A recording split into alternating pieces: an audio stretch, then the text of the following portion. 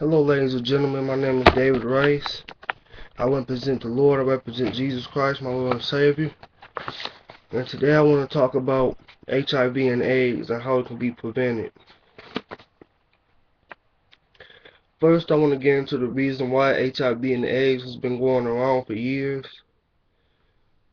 Mostly ever since the 90s. But there's a reason for it. It's because of fornication and committing adultery. Those are the top two reasons AIDS and HIV spread around so quickly. Okay? And having an affair with different people. Everybody go with me to 1 Thessalonians chapter 4, verse 3 through 5.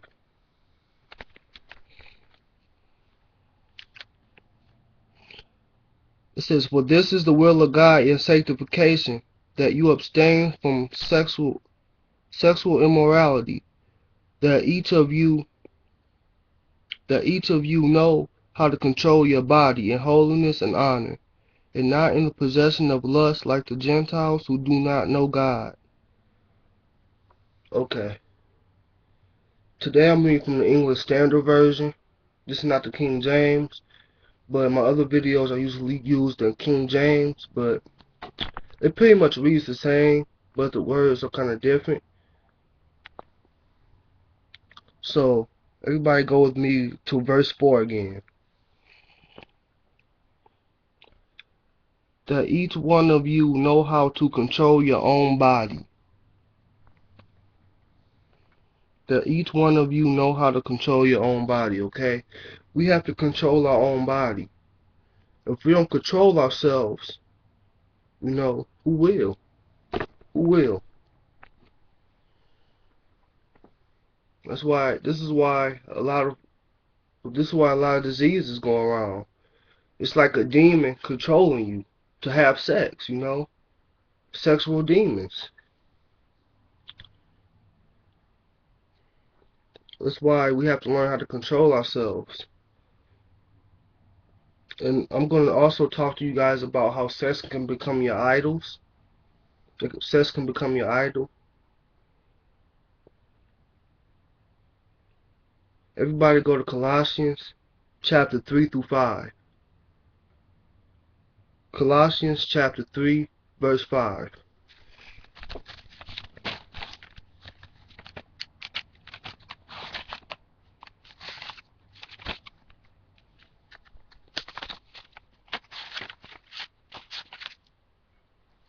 Okay.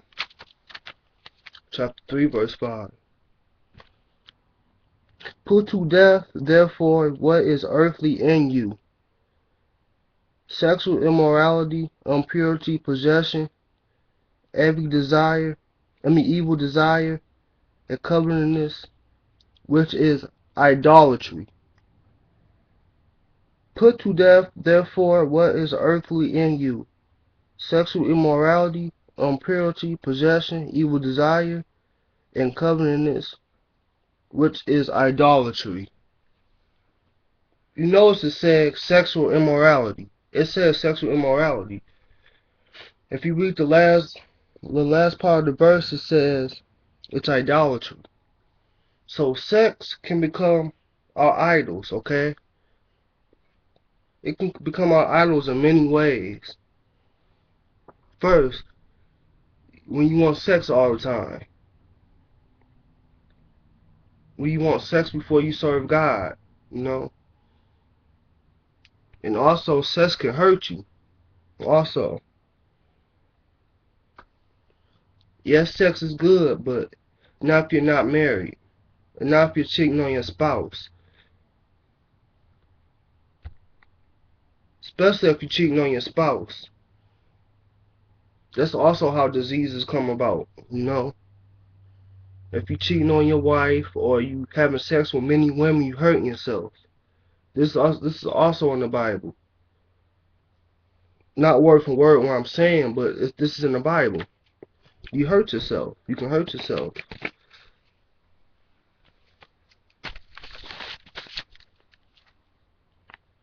Go to 1 Corinthians chapter 6, verse 18.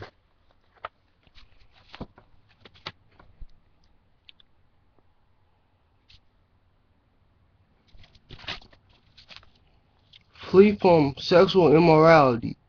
Every other sin a person commits is outside the body, but the sexual immoral person sins against his own body. A person commits is outside the body, but the sexual immoral person sins against his own body. So you sin against your own body. You know what I mean? That's what that's pretty much saying.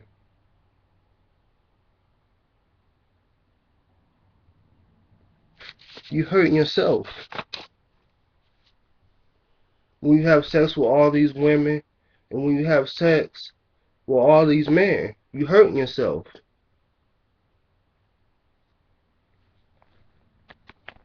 That's why it's very important to wait till you're married to have sex. Even if you're married, you can still catch diseases because somebody's in a relationship is cheating. That's why it's very important to get tested for HIV and AIDS. You know, and there's other diseases besides HIV and AIDS, little stuff that you can get, but it can lead to big stuff. This is why it's very important to wait for God to send your match. And not everybody that you be with is not the right one for you, okay? This is why it's called dating. You see which one is right for you. You don't have sex on the first date. You don't have sex on the third date. Wait till marriage, okay? This is the problem. This is how diseases come about, you know? This is how this stuff happens. This is how this stuff happens. This is serious. People die because of this stuff. Like the script, you pretty much hurting yourself. You guys gotta think about what you're doing, you know? Having babies out of wedlock. And I want to talk about child support too. When you have a baby out of wedlock, you automatically have to pay child support, right? You putting your own self in debt in the future. It's not the child's fault, it's your fault. The child wasn't the mistake, it was a mistake you made. You know? The child is not the mistake. That's just something you gotta deal with. And fathers, you guys need to take responsibility for your kids, you know? Don't let the mother do all the work. You had a big part too. You had sex with her, you know? She had sex with you. So, you know what I mean? As fathers, even mothers have to take responsibility. There's too many single mothers because of fornication. And single mothers go through a lot. And you could have prevented it by getting married. Because not everybody's for everybody, you know? This is why we have to date and mingle first. See, this is why it's very also important to have a relationship with God too. Oh, ladies and gentlemen, if a person's trying to tempt you to have sex and you don't want to have sex, leave. Leave the person, okay? You don't need nobody to cause you to sin. This is it for this video. I love you guys. Again, you guys gotta, it's not just using protection. There shouldn't even be condoms, you know? We shouldn't even have to have condoms. But the world made condoms. It's pretty much saying it's okay to have sex before marriage. See, the world is not of God. The world took away all the godly things. Okay? This is what the world have done to us. Now, we shouldn't even have condoms, for real.